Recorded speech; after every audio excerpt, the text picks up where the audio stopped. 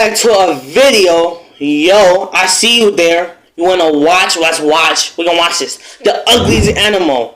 To me, it's ugly to me. Let's get to it. 3, 2, 1, go! What kind of animal? What kind of animal is that? Hold on. What kind of animal? Okay, that it's from Madagascar. I don't know his name. I forgot. And I forgot the other one. What? I don't know what animal they are. What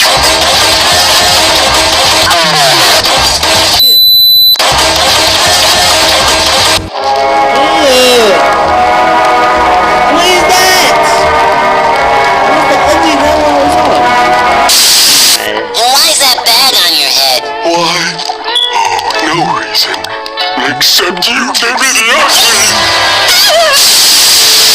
You know, when they say survival of the fittest, it's more like survival of if it works, it works. Because they didn't mean fit as in abs, arms, and selling supplements on Instagram. No, they mean fit as in like how good are you at staying alive long enough to make more of yourself. For example, you won't see a turtle with a Gymshark sponsorship. Yet a mobile boulder has been running the same playbook for a good 200 million years. And it's on islands where evolution really goes off one. You see, the thing is, because islands have more of a cap on how many people can be alive at once, islands have more specialist species than generalists. It's kind of like the job market. The more competitive it gets, the more DMs you get from people pushing Forex or overpriced underquality knives. So it makes sense for the oldest island in the world to have the most creatively questionable creatures on its roster. India divorced itself from the continent of Africa an estimated 150 million years ago, and then proceeded to lose custody of its loved child about 60 million years after that, and Madagascar has been on its own ever since, meaning its residents have had nearly 90 million laps around the sun of character development to figure life out, which is how we ended up with the ugliest monkey in the world. Matter of fact, the first time scientists saw it, they legitimately thought it was a squirrel nature tried redrawing strictly from memory. It wasn't until about 100 years later that scientists realized that the eye is actually a primate, meaning this dehydrated gremlin is closer to you than to any squirrel. Although it's not a monkey like I said, it's actually a lemur. Although I don't blame them for taking one look at it and being confused. The eye is built like an identity crisis. It has the body of a monkey, the ears of a bat, the bushy tail of a fox, the dental plan of a rodent, and hands that would have gotten it burnt at a stake in Salem. Even its name is more complicated than it needs to be. Most people say that the Ai's government came from the Malagasy phrase, I don't know. As in they were so disgusted by a fetal golem that they didn't even want to utter its name. Imagine being so aesthetically upsetting that the people naming you decide you're not even worth an identity. Like the name on your wiki is pretty much, I don't know, the ugly stepchild of Madagascar only really makes sense once you see what it does for a living. Form is function, and the eye looks like animal casserole because they're specialists on steroids. Their favorite foods are the grubs that Lion King did a really good job of making actually look good. They use those huge bat ears to listen as they drum on pieces of wood. And once they hear a hollow spot, they use that beaver type overbite to drill through the wood, all while using that tail for balance, as they do this in complete darkness, which they have to since the eye is the world's largest nocturnal primate, which is a title that really means next to nothing since they're still small enough to have to only be active when the sun goes down, and so do their chances of being put out of commission by birds of prey or the biggest op to lemur life.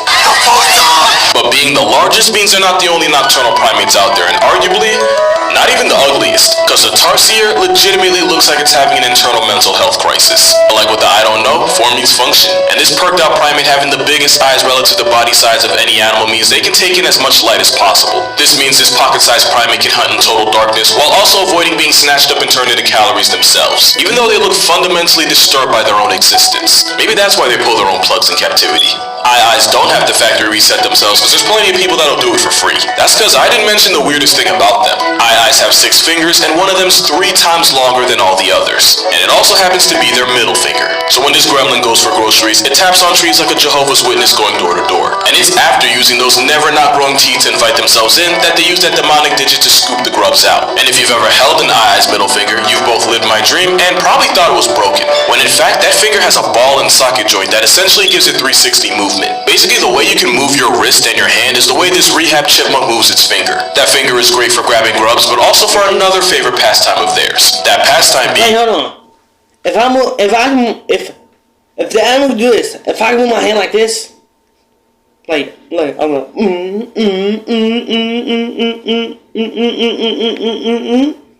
if I do all this, it could do that just with a finger. Are you sure about that, buddy?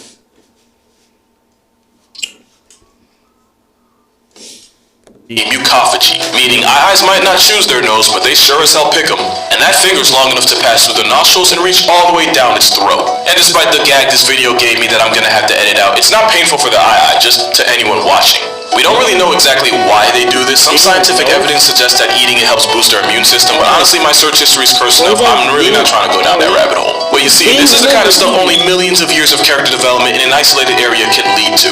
I mean, that's exactly how we got the ugliest frog in the world. I know beauty's subjective, but I defy you to try and defend that.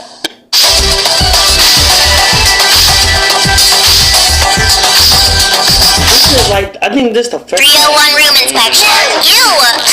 Shoot, did you just build a public toilet? I defy you to try and defend that. This frog has a name that sounds like I'm trying to test guidelines, and it's found only one place in the world, in the South American Lake Titicaca, which it's named after. And it's because of where it lives that this frog looks like if Kermit ever snapped and went full Buffalo Bill. Lake, I'm not gonna say it again, is the world's highest elevated lake at 12,500 feet, where there can be only a third of the oxygen you'd expect at sea level. So because frogs can breathe through their skin, the frog's extra post-liposuction looking skin means extra surface area to absorb oxygen, which is what makes it the ultimate specialist, since the skin that lets it live up here would almost certainly get it packed up and put on a shirt anywhere else. Which is also why if you Google scrotum frog, two things will happen. You'll get this struggle toes mugshot, and you'll end up on the same watch list as me. Unfortunately, despite those bathrooms. looking like a grown man's hairless undercarriage, the frog with the name often gets deprived from life by people using it for food and medicine. Eyes also have to worry about getting turned into past tense by people, but for almost the opposite reason. You see, I was kidding with the whole gremlin thing. I actually think they're kind of cute. Beauty is in the eye of the beholder, and according to locals, eyes don't be holding nothing. Despite being a lemur that literally identifies as a woodpecker, locals were so terrified of it that they would murk it on sight. And here's where their biggest flex becomes a curse. Because according to folktales, not only was this primate a harbinger of evil, if it ever pointed that freakish middle finger at you, you might as well lease a casket since it meant you'd be a was sooner than later. One myth even said that if you didn't go out of your way to sign its obituary first, the eye would break into your house and relieve you from life by stabbing you through the heart in your sleep. Obviously, it's not even close to being true, but imagine being such an assault on the eyes that people decide that oxygen is wasted on you. It's the opposite of pretty privilege. It's like a disheveled disadvantage. And this homely handicap is a big reason why the eye is endangered. But another big reason is due to habitat loss. Because despite being in the same weight class as like a laptop, eyes are solitary and require all the space that comes with it. And while males can tolerate territory overlap, females ain't having none of that. Especially since eyes, like most lemurs, are female dominated. That includes ringtails, by the way. So King Julian, you know what, I'm gonna leave it at that. And because we're really not that much different, males will run the most outrageous of figs for females, even resorting to levels of erection deflection by pulling males off females while they're actively mating. Which is probably why male eyes will often lock into their females in the process, and they can stay stuck that way for up to an hour. This ensures that the male swimmers make it to the pool party no matter how much the competition tries to run interference. Because ultimately, like I said, eyes aren't that much different from us. They have two eyes, a mouth, a desire to breed, and a pair of nipples just like we all do. Except you might not notice them because eye nipples aren't in the neighborhood of where you'd expect them to be, since eye nipples are closer to the groin than they are to the chest. Because that honestly makes no less sense than anything else about a booger-eating, Swiss Army finger-wielding prosimian with a child lock for its junk. Well, not an actual child lock. That'd be weird. But as far as weird goes, it might not even be the ugliest primate on the planet. I say that because the Ugly Animal Preservation Society, yes, that's a real thing, had a vote on the most aesthetically displeasing animal out there, and the eye didn't even make the top 5. You wanna know who did? Yeah, this guy right here. The mascot of If It Works, Then It Works. That's cool. That's Squidward. No, that's Squidward. The nose. That's the bathroom.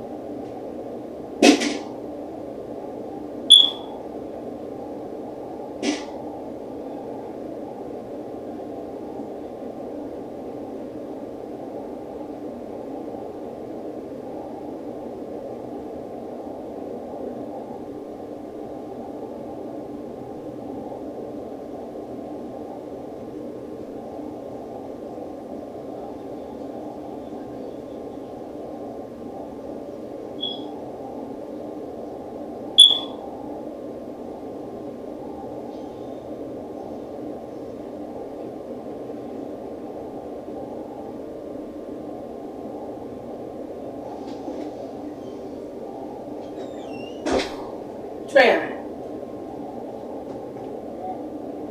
Yeah. All right.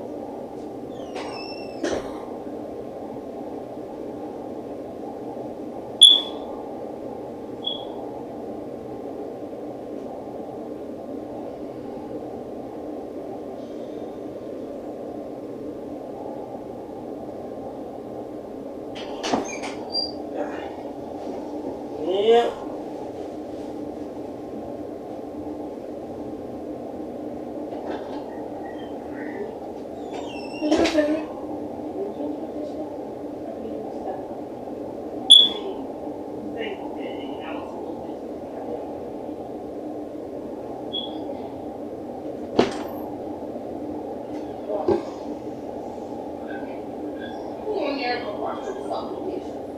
Get up!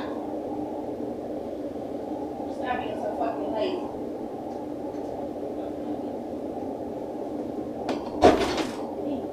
Shut up.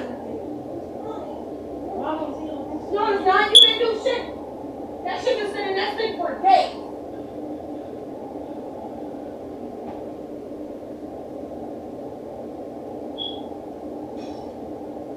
And don't take your sweet ass time.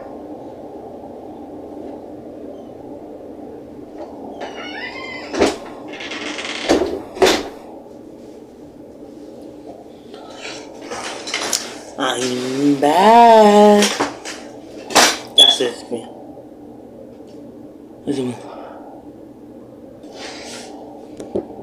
Let me why that's over no. Because scientists believe that a nose big enough for its own license plate and parking space is actually used to help catch a female's attention. As in, one female decided she liked the way Big Nose is hanging. Now this monkey's entire personality is a facial flesh sack that I'm probably gonna have to censor. That might be the weirdest thing about them, but it's not the only. Cause Schnoz Monkey also uses raging.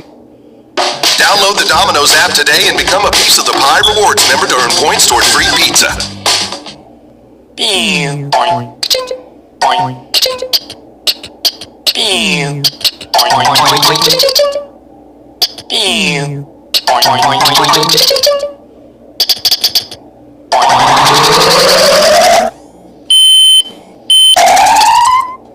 That might be the weirdest thing about them, but it's not the only. Cause Schnoz Monkey also uses raging erections as a sign of aggression and a threat. And if you don't believe me, pause this video and Google it. Oh wait, you probably won't see them in zoos, and the internet says it's because their specialized diet is too difficult to replicate. But I really think it's because no zoo wants to end up with a lawsuit because a proboscis monkey felt insecure and decided to mentally scar a child. You probably won't see one of these either, but for different reasons. The snub-nosed monkey is like the shadow clone of the proboscis. Instead of a massive flex on its face, it instead looks like it can unlock Voldemort's phone. These monkeys, especially the golden snub-nose, have to live in the cold mountainous forests of Asia, and it's believed that the snub-nose helps prevent it from getting frostbite. And yeah, in typical evolution fashion, the monkeys with a no-nose got to live long enough to pass it down, and the ones that didn't, well, you don't see them around for a reason. And like I said, in some cases, we're really no better than them, since black snub-nosed monkeys will actually use natural lipstick as a way to get attention. Except with them, it's actually the guys whose lips get the Kylie Jenner treatment, and the males with the biggest and brightest lips get the best pick of partners. Red lips are one thing, but one monkey managed to take it even further. For so long, we didn't know why the Wakari cosplays as Red Skull with a receding hairline. Turns out, just like with the snub-nose's lips and this monkey's proboscis, it's what beauty standards in nature look like. Scientists now believe that the bright red color correlates to health and reproductive fitness. We know this because when a Wakari gets sick with like a malaria parasite or something, its face will get so pale it'll almost be white. So the redder in the face this crimson chimp is, the healthier he looks and the more females he gets to poke. But the thing with specialist species is, they usually only live in one place and they're usually also endangered. The eye is no exception. In fact, at one point we thought they straight up got discontinued back in the 1930s until we accidentally rediscovered them over 20 years later. And today there's believed to be anywhere from 1,000 to 10,000 of them in stock. Which isn't great, but they're still doing better than the ugliest animal in the world. Do you remember how I said Nosebee over here was voted in the top 5? Well, you want to know who was number 1? It was actually the blobfish. The fish that looks like a deflated whale fetus auditioned as a piñata.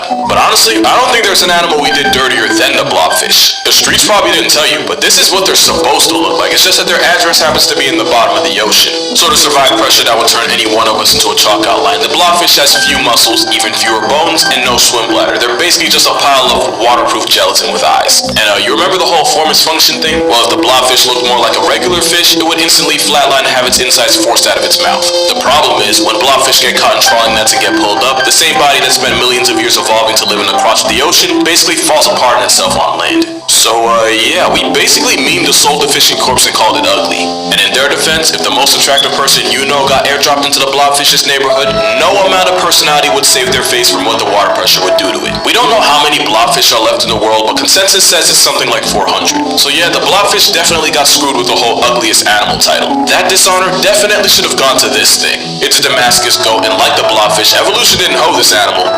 We did.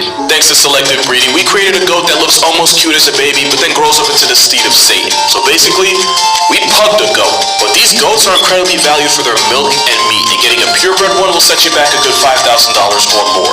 Not only that, but this one was named the most beautiful goat in the world in 2008. So I guess the moral here is, no matter how rough you might... Bro, no, we always trying to make a different creation. Stop. You ruin the creation God made them. You're just making them uglier. Like, where you going? With a mix with another mix, and then it comes ugly. And then a mix with a kid, it kind of gives me when they grow up, it's ugly. And then a mix with another mix, ugly. It's not gonna be nothing cute.